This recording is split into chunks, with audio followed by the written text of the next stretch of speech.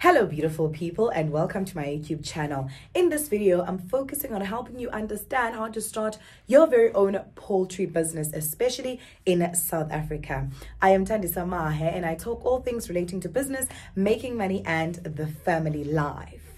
If you're a returning subscriber, we thank you so much for your continued support. It is truly appreciated. And if you're new here and you like things relating to business, making money and the family life, consider subscribing and switching the notification bell so that you may be kept abreast of when we put out new content. Your first step is to understand the poultry market in South Africa. Without understanding the poultry market, you are not going to be able to make the correct decisions to position your business appropriately, advantageously. So you need to understand things like pricing, competition, the landscape, buying patterns, and the most important of all of them is demand. You need to be aware of what is happening around demand for poultry products. Secondly, you also want to, as you are doing your research, to understand which type of poultry farming do you want to do. They are not the same. You can either deal with broilers, that is for meat production, or you can deal with layers, that is mostly for egg production. But at the same time, you could choose to do a combination of the two. The other thing that I want you to keep in mind when you're doing your research is also focusing on your target market. Who do you want to sell your end products at the end of the day? Restaurants, supermarket, retailers, the local community, and so many others. You want to prepare for the export market. But you just need to, as you're doing your research, also focus on your target market, who it is that is going to be consuming your end product at the end of the day. Now, another one, which is the last one I'm going to talk about under research and planning, you need to also focus on creating some kind of high-level feasibility of your business. When it comes to price feasibility, for an example, I'm going to give you a simplified example so that you can relate.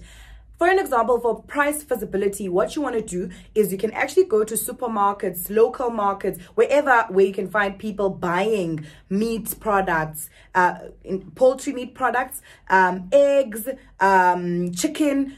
Just go to those areas, supermarkets, retailers, just see what the prices are, what are the buying behaviors, and you can at the same time literally just ask people that you see buying these products just what their preferences are, what their cries are, what they don't like, what they like. This information will actually help you in determining some level of pricing feasibility for your business. The second area of feasibility is for competitors. This one, you could literally start visiting local farmers in your area and start having conversations with them, finding out their production processes, their quality, how they actually ensure that their produce gets, or the products get to the end consumer.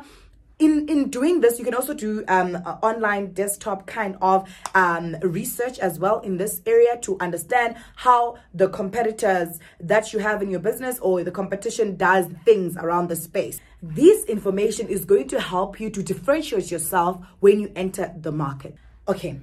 Then you would need to also do financial feasibility. In financial feasibility, you could basically just open a spreadsheet. You could even do this with using a pen and a paper where you write down the startup costs that you will require, that you need to cover. Startup costs that you need to cover. This can start literally from land acquisition, infrastructure, equipment, construction, initial stock that you are going to use at a starting point. Do not forget to integrate their ongoing expenses such as feed, labor, utilities, marketing. And then what you want to do is to then project using both of this information or these categories of information. Then you can be able to project your sales, revenues, and also the profitability of the business. The second stage or step that you want to take is to create a business plan. Now that you have done your whole research and planning at a very high level, now you can start building a business plan. In each and every one of my videos, I will make mention of this aspect because it's very important.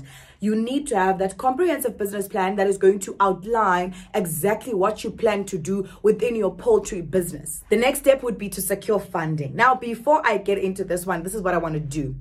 I want to say to you, consider starting small and scaling up unless you have access to large amounts of capital. And in order for you to go and secure funding, you need to have done a thorough plan, whether it's with regards to your business plan, to understand exactly what the expenses will be that you'd have in the business, the cost to start up, all those numbers. They're going to help you to determine a figure, as in how much you will need to get to to get the business off the ground, or to continue the business, to expand it, to grow it if you've already started. There are many different options with this one. The first one is self-funding. You can actually have savings, reserves. Maybe you got an inheritance from somewhere, from your parents or grandparents or whatever, but basically it's using money that is within your own reach, that you have access to.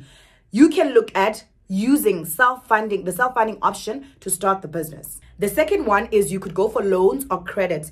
This is where you knock on different funding institutions or banks, or institutions such as in South Africa, the Land Bank. They offer funding to businesses that want to get into the agricultural space. And even when you're doing poultry, they could actually be able to assist you.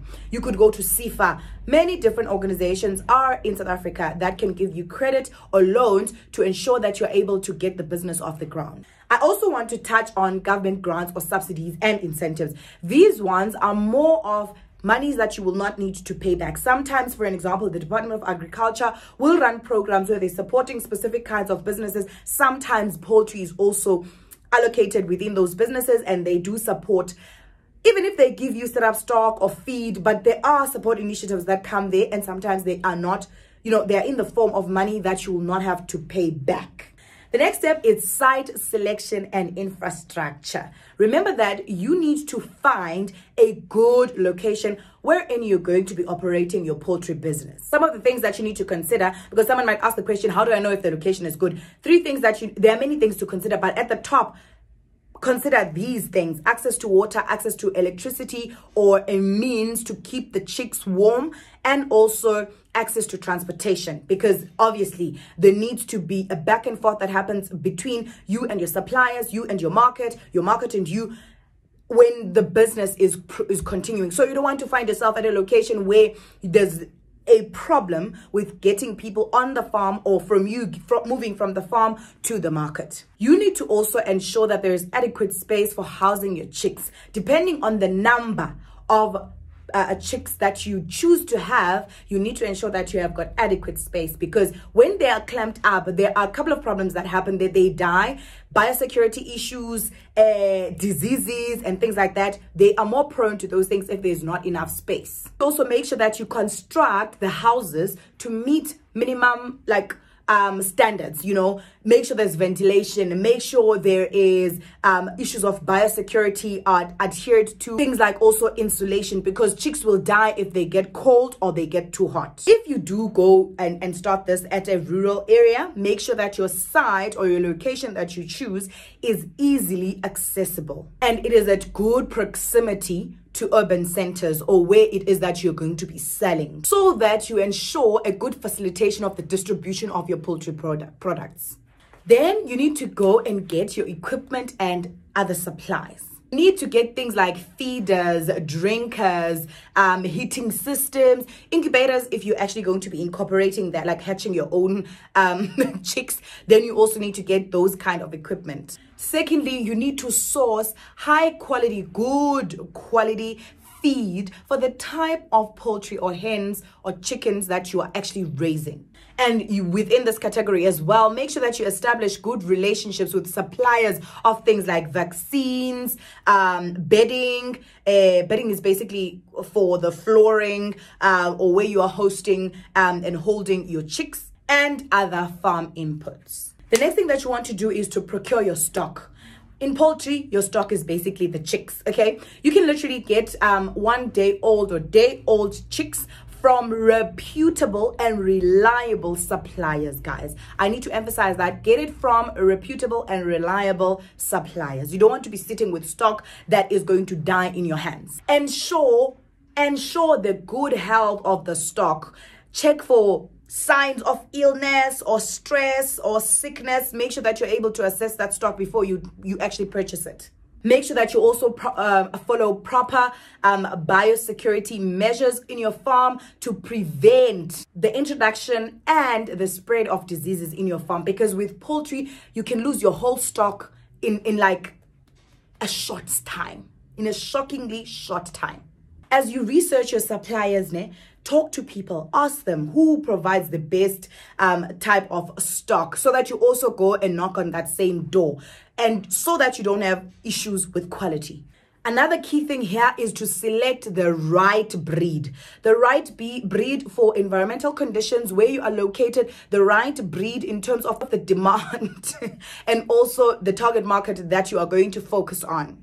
Now, as you are procuring the stock, don't forget transportation.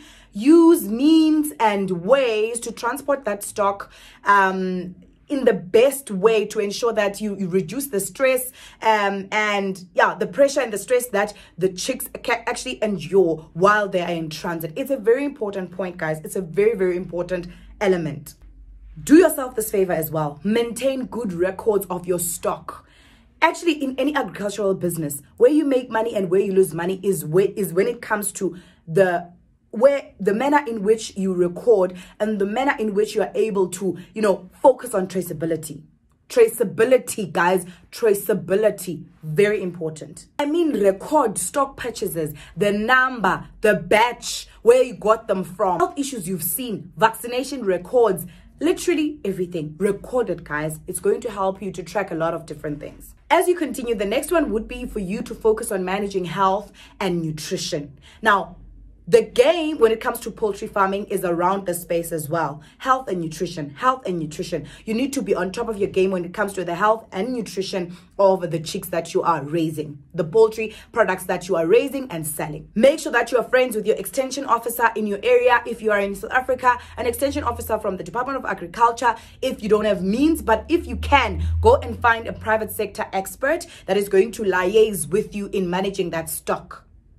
Making sure that you've got like vaccine regimens, feeding regimens that you are using to ensure that you are able to grow those chicks from one day right up to when they are ready for the market.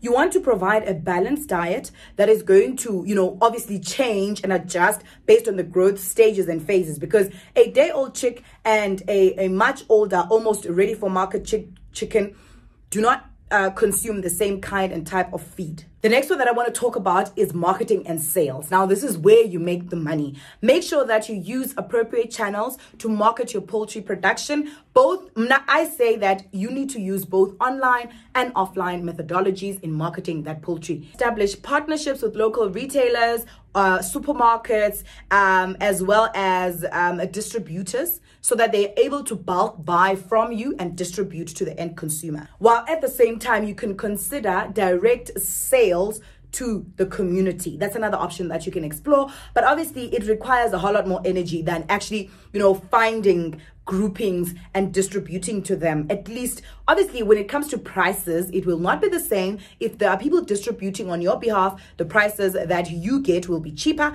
but at least the stock will get off your hands quicker. And if you go directly, you are going to charge the end consumer price, which is you get more revenues with a whole lot more work.